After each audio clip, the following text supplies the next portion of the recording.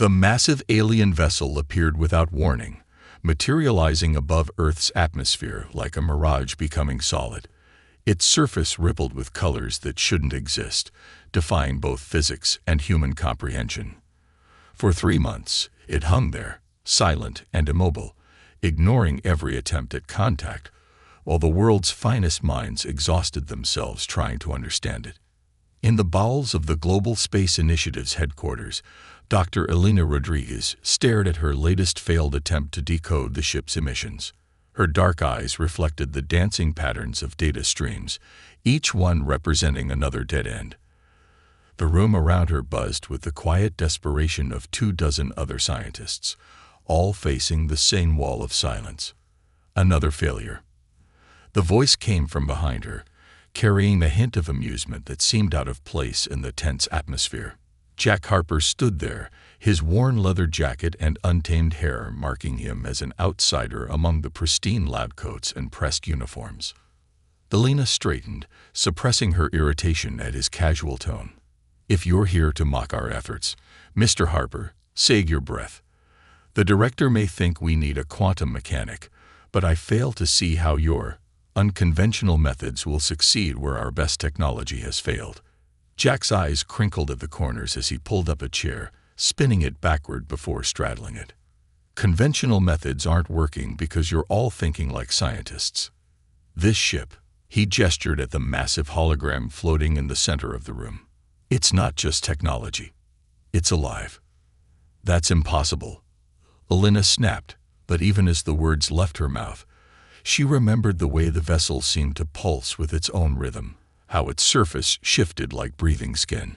"Impossible."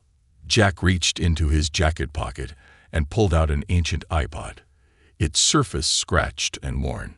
"What if we're going about this all wrong? What if instead of trying to speak its language, we should be letting it learn ours?" Before Elena could object, Jack had connected his device to the lab's speaker system. The first notes of Mozart's Symphony No. 40 filled the room, its melody weaving through the air like invisible threads. The reaction was immediate and spectacular. The alien vessel's surface erupted in waves of color that matched the music's rhythm perfectly. Every screen in the lab lit up with new data streams, but these were different, organized, intentional. "It's responding." Elena's fingers flew across her keyboard, her earlier skepticism forgotten. "These patterns, they're not random. They're harmonizing with the music." Jack nodded, his expression serious for the first time. Music is mathematics, emotion, and communication all rolled into one. Every advanced civilization must understand that connection.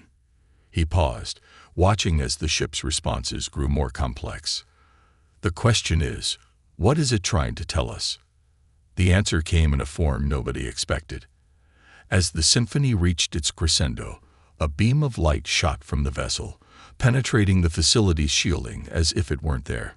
It struck the floor between Elena and Jack, coalescing into a shimmering hologram of what appeared to be musical notation, except the notes moved and shifted, telling a story through symbol and sound. "It's a language," Elena whispered, her years of sinolinguistics training kicking in.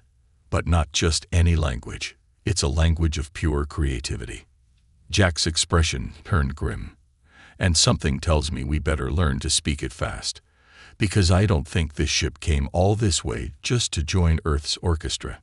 As if confirming his words, the hologram expanded, showing images of other worlds, other civilizations. Some were thriving, filled with beauty and harmony. Others were dark, lifeless. The message became clear. This wasn't just first contact. It was an audition. And humanity's performance was about to begin. The discovery that the alien vessel responded to music spread through the facility like wildfire. Within hours, the sterile lab had transformed into an impromptu concert hall. Classical compositions echoed through reinforced walls, while banks of computers recorded every reaction from their extraterrestrial visitor. "Bach generates these patterns," Elena pointed to a series of flowing symbols on her screen. "But Beethoven creates these." Another set appeared, more complex and vibrant. "It's not just responding to the music. It's interpreting it, creating its own variations. Jack sat cross-legged on the floor, surrounded by a circle of vintage audio equipment. His fingers danced across an old synthesizer while he watched the ship's reactions on a tablet. It's like teaching a child, he mused. Each new piece of music expands its vocabulary. The ship's responses had grown more sophisticated over the past 12 hours. What began as simple color patterns had evolved into complex holographic displays, each one telling stories through a combination of light, sound, and mathematical symbolism that defied traditional physics. Look at this. Elena pulled up a three-dimensional visualization of the ship's latest transmission. These patterns match the mathematical ratios found in natural growth sequences: shells, flowers, tree branches. It's showing us how music and mathematics are connected to biological life itself. Jack's fingers paused on the synthesizer keys, or maybe it's showing us what we've forgotten.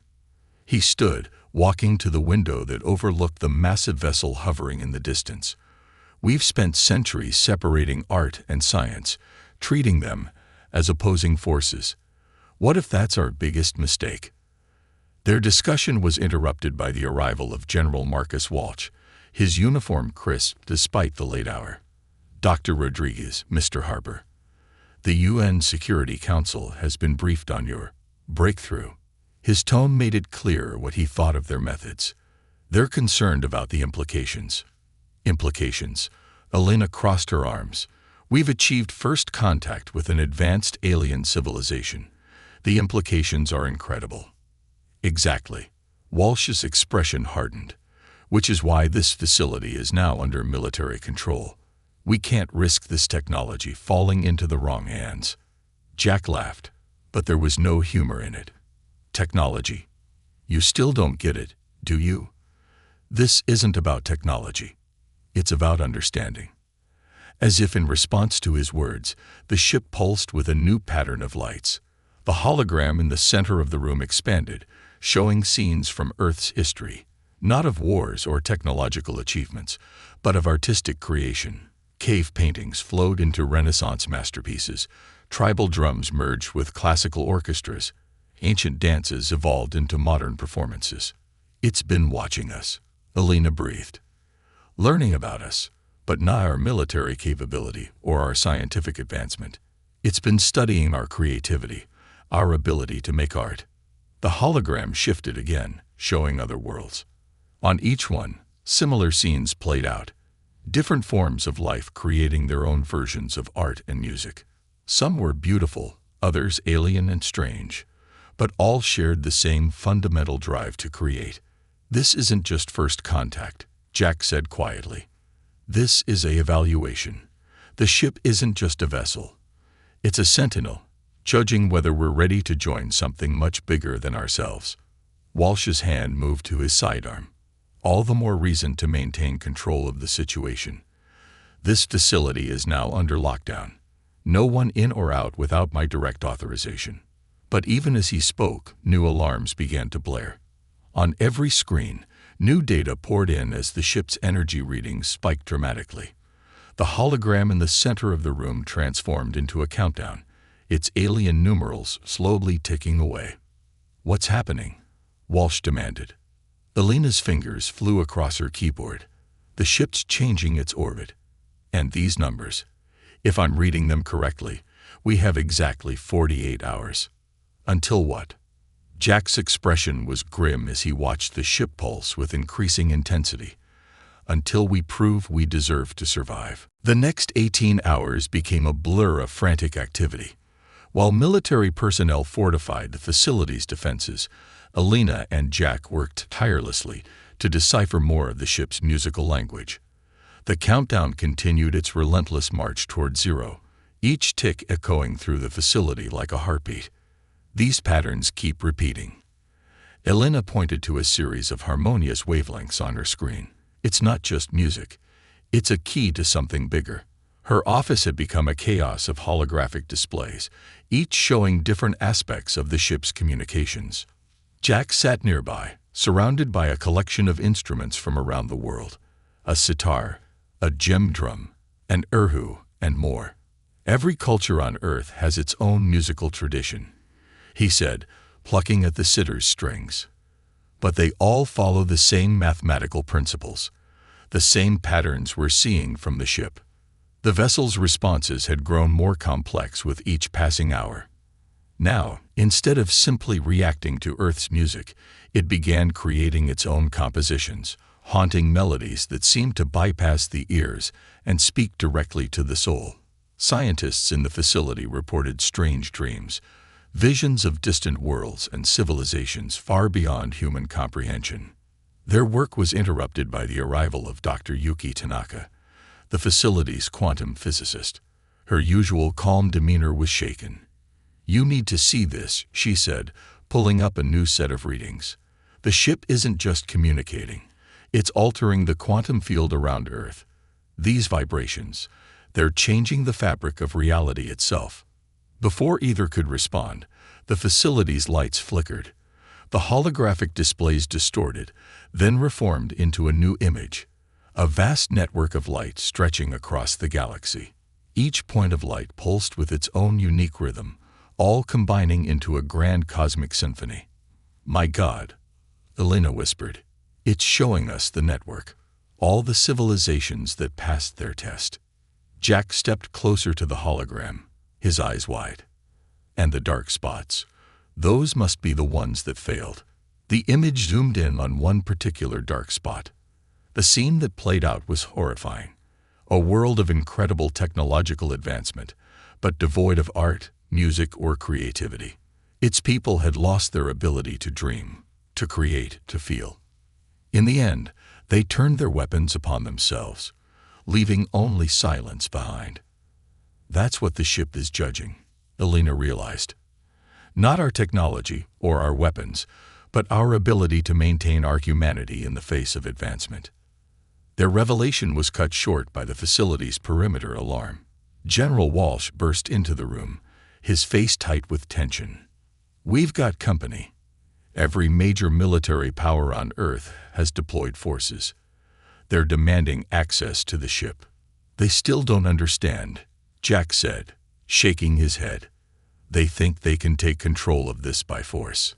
As if in response to the mounting military presence, the ship's energy readings began to spike. The countdown accelerated, hours of remaining time suddenly condensing into minutes. "No." Elena's fingers flew across her keyboard. "The ship sees their response as proof we're not ready. We're failing the test." The facility shook as the first missiles struck its outer defenses. Through the windows, they could see military aircraft circling like vultures, all focused on the gleaming alien vessel that hung in the sky. Jack turned to Elena, his face set with determination. "We need to show them. All of them. Not just the ship, but our own people." He grabbed his tablet, quickly typing out commands. Every broadcasting station, every speaker, every device capable of producing sound. We need to use them all. For what? To remind humanity of who we really are. He looked up at the ship, then back to Elena. "You said every culture has its own music, but they all follow the same patterns. What if that's not a coincidence? What if music isn't just something we created? What if it's the key to understanding our place in the universe?" Elena's eyes widened as she grasped his plan. A global concert. Not just music, but a demonstration of humanity's creative spirit. She turned to General Walsh. "We need to stop this military action. Now. And we need to contact every major orchestra, every musician, every artist we can reach." Walsh looked between them and the approaching forces. "You want me to tell the world's military leaders to stand down and, what? Play music?" "No," Jack said, his voice firm. "We want you to help save humanity by proving we haven't lost our soul." The ship pulsed again, brighter than ever, as the countdown reached its final minutes. The time for humanity's ultimate performance had arrived, and the audience wasn't just one alien vessel. It was the entire cosmic community, waiting to see if Earth would join their grand universal symphony or fade into silent darkness. The next 30 minutes became a blur of desperate activity. While Alina coordinated with broadcasting networks worldwide, Jack worked with Dr. Tanaka to modify the facility's quantum communication array. General Walsh, after a tense series of calls with his superiors, ordered all military forces to stand down, though not all of them listened. "We're patched into every major broadcasting system," Alina announced, her voice hoarse from hours of rapid-fire communications. Radio, television, internet streaming, even emergency broadcast systems. We can reach roughly 80% of the world's population. Jack looked up from his work, his hands covered in wire strippings and connector gel. "The quantum harmonizer is ready. If this works, it should amplify the musical frequencies across the planet's electromagnetic field." He paused, adding quietly, "Of course, it could also tear a hole in space-time." "That's reassuring," Walsh muttered, watching as more military aircraft appeared on the horizon. "We've got Chinese and Russian forces incoming. They're not responding to stand-down orders." The ship's surface rippled with increasing intensity, its colors shifting through spectrums beyond human perception. The countdown displayed in the hologram showed less than 15 minutes remaining. "We need to begin," Alina said, her fingers dancing across multiple keyboards. "Ready or not?" Jack nodded, activating the quantum harmonizer. The device hummed to life, its crystalline core pulsing with an inner light that seemed to echo the alien vessel's rhythms. "Broadcasting the carrier signal now. Let's hope the world knows how to improvise." The first notes came from the facility itself, a simple melody played on Jack's old synthesizer, echoing the very first piece of music that had made contact with the ship. The alien vessel's response was immediate, its surface erupting in synchronized patterns of light and color. Then, slowly at first, but with growing confidence, other voices began to join in. From New York, the Philharmonic Orchestra began playing Beethoven's Ninth Symphony. In Beijing, ancient Chinese flutes and drums added their voices to the growing chorus. Aboriginal didgeridoos in Australia, African tribal drums, Indian sitars, European church bells. One by one, the world's musicians began to play. "Energy readings are off the charts," Dr. Tanaka reported, her eyes wide as she watched her instruments. "The ship it's amplifying everything, creating a quantum resonance field around the planet." The music swelled, no longer separate pieces but somehow merging into a single unified composition. Professional orchestras played alongside street musicians, church choirs harmonized with Buddhist monks, children's school bands joined with rock groups. It was chaos and harmony, discord and unity, all at once. Through the facility's windows, they could see the approaching military aircraft suddenly falter, their pilots presumably caught in the wave of music that now encompassed the globe. One by one, they turned away, some even tipping their wings in salute as they departed. The ship's countdown reached 5 minutes, but something was changing. The numbers began to blur, the harsh geometric shapes softening into flowing, organic patterns. The hologram expanded, showing scenes from across the Earth, people emerging from their homes, offices and schools, all caught up in the impromptu global concert. "Look," Alina pointed to her screens, where new data was pouring in. "The ship's transmissions, they're not just responding to our music anymore. They're teaching us." The hologram shifted again, now showing complex mathematical equations interwoven with musical notation. Quantum formulae danced alongside classical scores, revealing patterns that linked the smallest subatomic particles to the grandest cosmic movements. "It's showing us the universal language," Jack breathed, his hands still moving across his synthesizer. "Music isn't just art.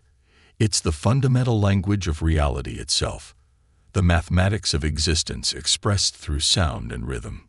The countdown reached 1 minute, but the numbers were now almost completely transformed into flowing, musical notation. The ship's surface had become a kaleidoscope of light and color, pulsing in perfect synchronization with the global symphony below.